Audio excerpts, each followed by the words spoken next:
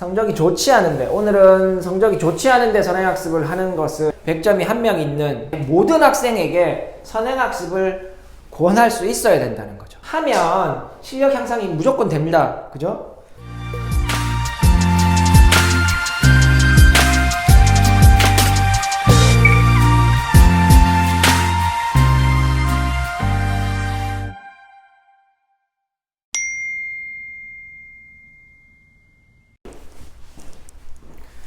안녕하세요. 안혜 선생입니다. 오늘은 또 선행학습에 대한 이야기입니다. 선행학습에 대한 이야기는 사실 제 채널이나 제 채널의 주된 이야기거리죠.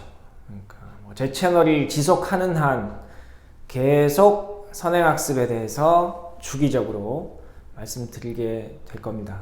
시즌 1에서도 선행학습 이야기를 많이 했었고 심화학습 이야기 많이 했었고, 사실 수학 공부라는 게 방향만 잘 잡으면 실패할 확률이 크게 떨어지지 않기 때문에, 그러니까 방향을 잘 잡는 것이 수학 공부를 할 수 있도록 하는 것에 굉장히 큰 영향을 주기 때문에, 제가 그 방향의 큰 줄기인 선행학습과 심화학습에 대해서 지속적으로 말씀드리고 있고, 그렇게 앞으로도 하게 될 거라는 말이죠. 그래서 오늘은 또 선행학습에 대한 이야기입니다.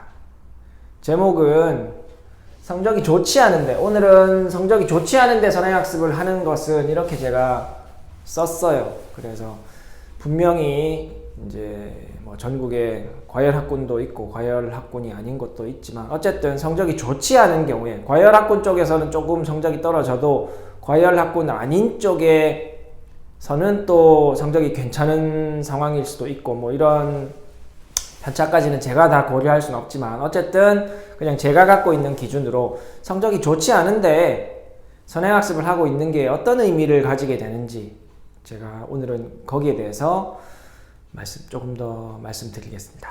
그래서 성적이 좋지 않다라고 하면, 그러면 또 이제 일단 여러분들께서 좋지 않다는 기준이 뭐냐 이렇게 말씀하실 수 있는데, 이제 제가 있는 수성구 지역에서 제가 성적이 안 좋다라고 하면, 좋지 않다, 여기 기준은 이제 일단은 선행학습을 할 수 있는 역량이 있느냐 없느냐 이런 구분을 하기 위해서 성적이 좋지 않다라고 쓰는 거기 때문에, 그 정도도 성적이 좋지 않은 거냐, 이렇게 제가 지금 말씀드리려는 성적대가 그 정도면 괜찮은 거 아니냐 이럴 수도 있지만, 일단은 제 기준으로 말씀드리는 거니까, 그러니까 성적이 좋지 않은데, 아까 말씀드린 것처럼 성적이 좋지 않다라는 말씀을 드리는데, 이제 이 선행학습이 도움이 되느냐 안 되느냐 이런 기준으로 말씀드리는 거라고 다시 말씀드립니다. 자, 그러면 성적이 좋지 않다라고 하는 말은, 일단은 70점대, 제가 있는 지역에서 70점대 받는 학생이, 그죠? 다른 지역에 갔을 때 90점이 될 수도 있습니다. 혹은 저희 지금 있는 지역에서도 변별력이 조금 가미된 문제가 나오면 70점대의 학생인데, 변별력이 좀 사라지게 되면 90점대로 올라서는 경우도 있어요. 근데 이제 변별력이 사라졌다라는 말은, 변별력이 없게 문제를 내면 변별력이 없는 거니까 그건 그 학생의 실력을 정확하게 반영하지 못한다라고 보는 게 맞고, 그렇기 때문에 일반적으로 제가 변별력이 있다, 제가 있는 지역에서 변별력이 있다라고 하면, 저는 100점이 한 명 있는, 반마다 100점이 한 명 정도 나오는 수준의 시험을 이제 변별력이 있다고 보는 것이고, 그런 경우에 70점 이하는 일단 성적이 좋지 않은 거라고 볼 수 있죠. 근데 이제 선행학습 측면에서 선행학습이 도움이 되냐, 이렇게 도움이 되냐가 아니라 해낼 수 있느냐, 우리가 속된 말로 이야기하면 전기값 내주는 건 아니어야 될 거 아니에요. 그죠? 학원에 전기값 내주는 건 아니어야 하기 때문에, 그런 측면에서 보면 80점대 초반 학생들도 위험하다, 성적이 좋지 않은 이 범주에 제가 좀 포함시키고 싶다 이거죠. 그래서 이런 경우에 선행학습을 하는 게 어떤 의미를 가지냐, 이런 걸 오늘 이야기하자고 하는 겁니다. 그럼 일단 한번 근본적인 걸 한번 짚고 넘어가야 할 것 같아서 제가 적었는데 1번 한번 생각해 볼게. 정말 선행학습이 실력 향상에 제가 항상 강조하는 게 어떤 공부를 했을 때 이게 실력 향상에 도움이 되어야 뭐 수업을 듣거나 그죠? 뭐 공부를 하거나 이런 문제집을 풀거나 이제 그런 의미가 있을 거 아닙니까? 그래서 핵심은 항상 저는 실력 향상을 기준으로 이 학습이 필요하냐 아니냐를 계속 말씀드리고 있는 겁니다. 그래서 선행학습은 실력 향상의 핵심은 아니다라고 계속 말씀드려 왔잖아요. 그러면 다른 분들이 가지고 있는 의견 중에 정말 선행을 하세요. 가끔 뭐 이과 갈 거면 선행학습을 하세요. 이과 갈 거면 선행학습이 필수입니다. 이런 말씀 자꾸 하시는데 정말 선행학습이 실력 향상에 도움이 된다면 그죠? 그러면 그러니까 모든 학생 그죠? 저는 선행학습을 해도 될 만한 학생은 실력을 더 이상 올리지 않아도 될 학생들은 선행학습 하면 됩니다라고 말씀을 드렸잖아요. 그러면 실력 향상을 위해서 선행학습을 하라고 하고 있는 상황이라면 그러면 실력을 올려야 되는 모든 학생에게 선행학습을 권할 수 있어야 된다는 거죠. 그 말은 그죠? 예를 들어서 뭐 어쨌든 실력이 지금 현재 엄청나게 좋은 학생들이라고 하면 그냥 일단 우리가 고등학교 1학년 아직 뭐 4%에 있다고 해서 엄청나게 좋은 건 아닌데 어쨌든 4% 1등급 학생을 제외하면 그죠? 2등급부터 9등급이 있잖아요. 그죠? 9등급까지의 이 학생들에게 선행학습이 정말 실력 향상이 되는 것이라면 2등급에서 9등급 학생 모두에게 선행학습을 추천할 수 있어야 됩니다. 그죠? 선행학습을 열심히 하는 게 실력 향상에 도움이 되는 게 맞다면 2등급에서 9등급 성적을 올려야 되는 학생들 모든 등급의 학생들에게 선행학습을 추천할 수 있어야 되죠. 근데 그렇지 않잖아요, 실제로. 2등급에게서 9등급 모든 학생에게 제가 선행학습은 실력 향상의 핵심이 아니다 그랬으니까. 그러면 2등급에서 2등급이 1등급 올라가고 3등급이 2등급 되고 4등급이 3등급 되고 9등급이 8등급 되려면 현행학습을 하라는 겁니다, 저는.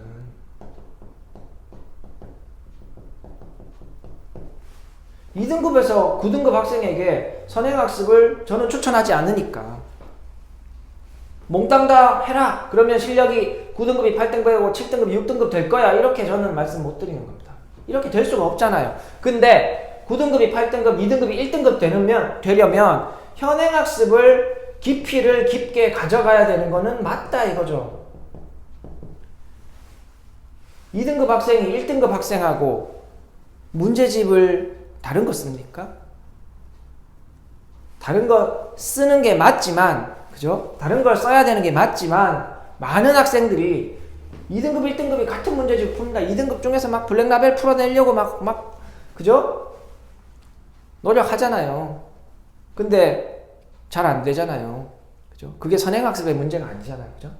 그래서 2등급에서 9등급 1등급이 자기 실력을 유지하려고 하면 그거에 필요한 것이 선행학습이 아니라는 겁니다. 1등급조차도 선행학습을 해볼 수 있겠지만 1등급이 1등급의 실력을 유지하기 위해서 해야 되는 핵심적인 내용은 내년 거 공부하는 게 아니고 현행학습의 깊이를 1등급이 나올 만큼 유지해야 되는 거잖아요. 그죠? 그러니까 정말 선행학습이 실력이 도움이 되는 것이라면 일단 되지 않죠. 이게 진짜 이렇게 되려면 다시 말씀드리는 거죠. 자꾸 제가 어떤 분께서 이제 제 영상을 보시고 그죠? 너무 반복해서 이야기하는 거 아니냐. 좀 핵심만 간단하게 이야기해 줬으면 좋겠다 라고 말씀하시는데 제가 그런 능력이 없습니다. 저는 자꾸 반복하게 되는 사람이고 반복을 할 수밖에 없는 사람이고 그죠?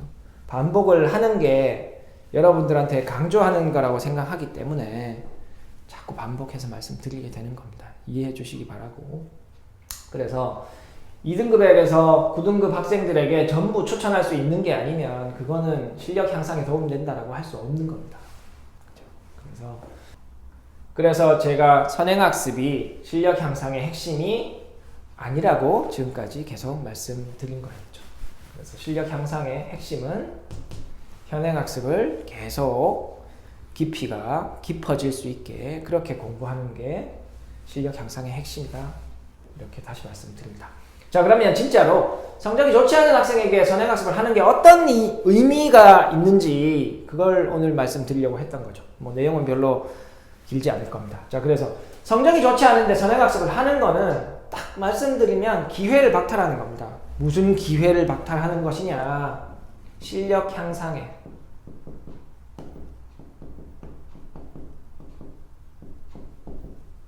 왜 실력 향상의 기회를 박탈하는 거냐?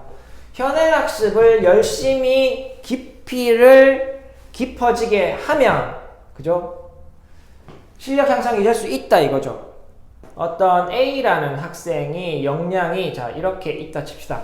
여기에는 예를 들어 말씀드릴게요. 하루에 2시간 정도 공부할 수 있는 역량이 있고 그 다음에 응용 수준의 문제를 이제 공부해야 되는 수준이면 이 학생이 이 응용 수준의 문제를 풀어서 오답을 틀렸던 문제를 열심히 공부할 수 있게 하면 실력 향상이 무조건 됩니다. 그죠?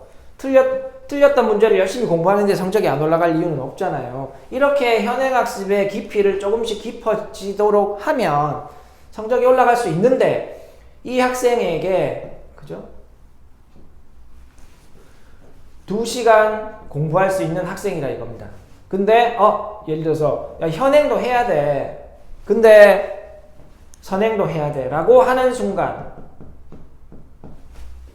이 학생이 해야 되는 양이 이 학생의 능력을 넘어선다 이거죠. 넘어서게 되면 또 2시간 안에 할 수 있는 이 학생의 역량이 오답과 응용에 대한 응용 문제를 열심히 풀고 오답을 할 수 있는 역량까지는 되는데 선행을 붙이니까 응용 문제를 풀었는데 오답을 할 시간이 없고 그래서 이거를 못하게 되고 선행학습 이제 숙제를 또 해야 되죠. 개념 숙제를 하게 됩니다. 맞죠? 그렇게 되면 그러니까 실력이 오른다. 실력이 어떻게 올라가느냐 그런 영상을 찍은 적 제가 링크를 해두겠습니다. 그 영상에서 틀린 문제를 고쳐 나가는 게 틀린 문제를 복습해서 스스로 풀어낼 수 있게 혼자 힘으로 풀어낼 수 있도록 하는 게 실력 향상의 핵심이라고 했는데 그런 게 빠져나가니까 결국 풀기만 하는 거예요. 문제 풀고 숙제하고 또 문제 풀고 또 계속 이렇게 되는 겁니다. 이렇게 하면 어떻게 되겠어요? 실력 현행 과정에 집중해서 똑바로 공부하면 성적이 올라가는데 이렇게 스케줄을 부모님께서 짜버리면 실력 향상을 할 수 있는 기회를 박탈당하게 되는 거죠. 아이의 입장에서는. 그리고 얻는 게 뭔지 아십니까? 얻는 게 마음의 안정이에요.